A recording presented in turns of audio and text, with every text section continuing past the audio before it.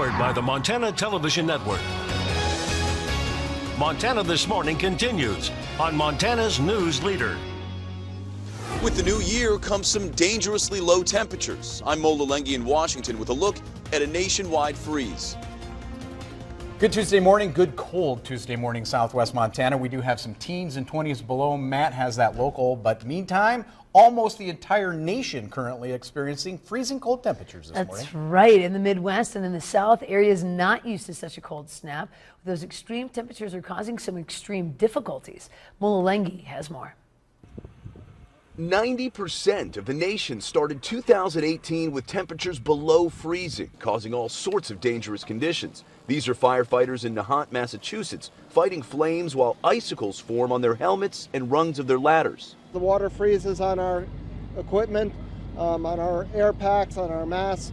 In Houston, temperatures in the low 20s are far from normal. Residents like Simon Caballado are still putting their homes back together after massive flooding from Hurricane Harvey. Many without full walls, let alone insulation, are having trouble keeping the warmth inside. No got no bed really, no sofa, no chair, no heat.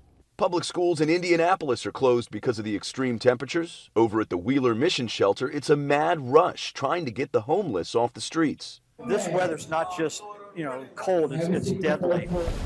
Chunks of ice are being seen in waters from Lake Michigan to this stretch of the Mississippi and Missouri. Even many of those traditional New Year's Day polar bear plunges were canceled due to the cold. At one of the nation's largest, in Jacksonport, Wisconsin, it was negative 20 degrees with the wind chill. I think we, as humans, we like a challenge. We like to see if we can do it. And a weather system on the East Coast is moving in that could bring snow with all this cold from as far south as South Carolina all the way up through Canada. Mo Lalengi, CBS News, Washington.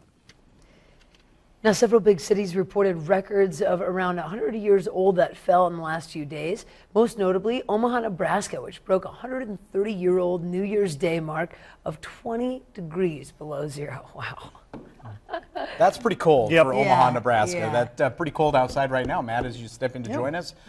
It's not super warm here either. In Montana, we call it Tuesday. Yeah. But it looks like our temperatures continue to be pretty chilly this morning. 13 below in Belgrade, 20 below in West Yellowstone, 9 below in Butte.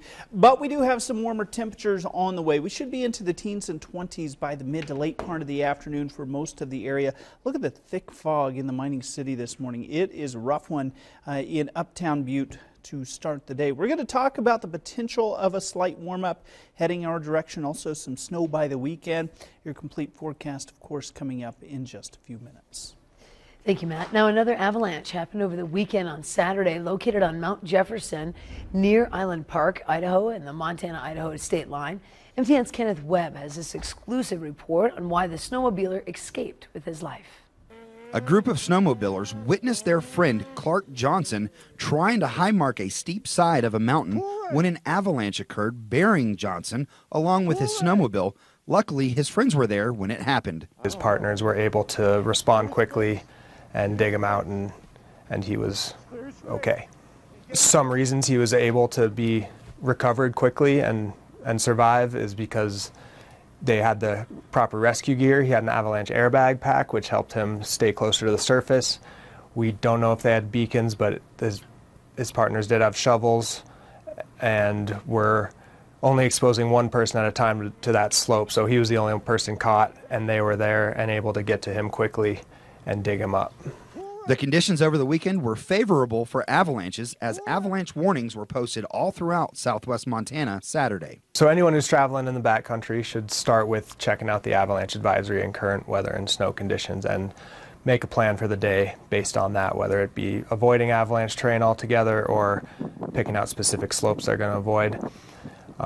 And then they need to carry that rescue gear. An airbag pack is good, but the 3 essentials are an avalanche beacon, a shovel, and a probe, and everyone in the group has to have that gear and know how to use it. Only exposing one person at a time to that avalanche terrain is one big thing that made this incident a lucky, fortunate outcome. The Gallatin County Search and Rescue also wants you to be safe if an incident like this occurs while you're in the backcountry. Main thing, like I say, don't take things for granted.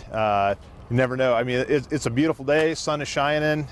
We might be close to zero by now, but somebody who is unprepared clothing, equipment-wise, this could turn into a very disastrous day in a very short amount of time if something happens to him that they're not prepared for.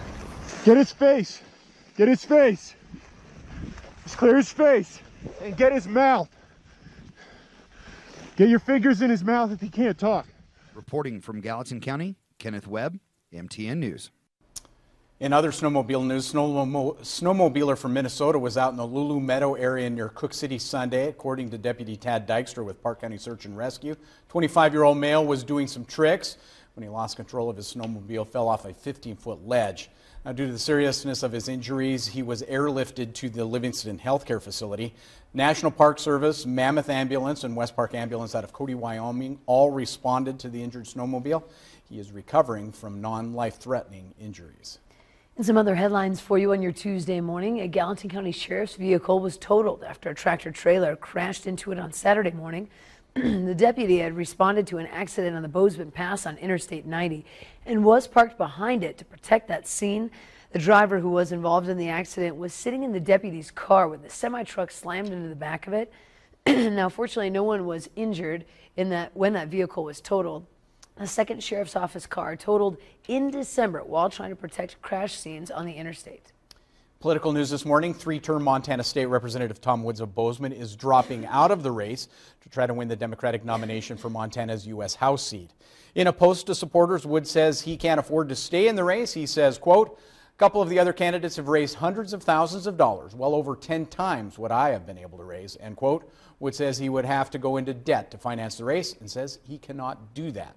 Wood says he will likely run for re-election to the state legislature, even though he calls it, as he would use his words, quote, "a terrible job," end quote. Wood promises to make that decision by January 11th.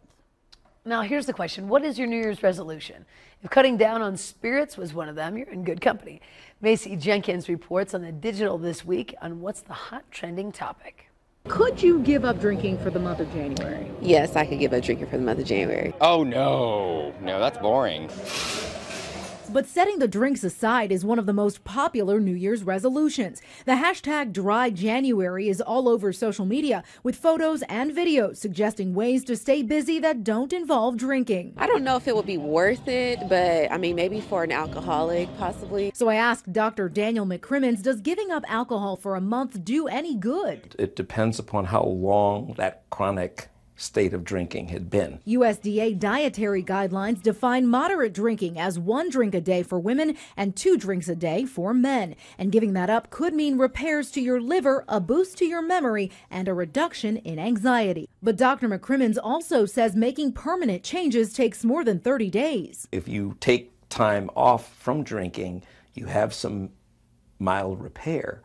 But then what happens is that if you go back to drinking again, whatever repair you had will then recede. One of the dangers of suddenly going cold turkey, binge drinking before and after the dry month. There needs to be some kind of moderation with what you're doing in December, no different than what you would do any other month of the year. The doctor's advice, start 2018 by focusing on what makes you a better you. Overall, it really is sort of an all year round desire that you try to feel happier and feel a little bit more connected to yourself.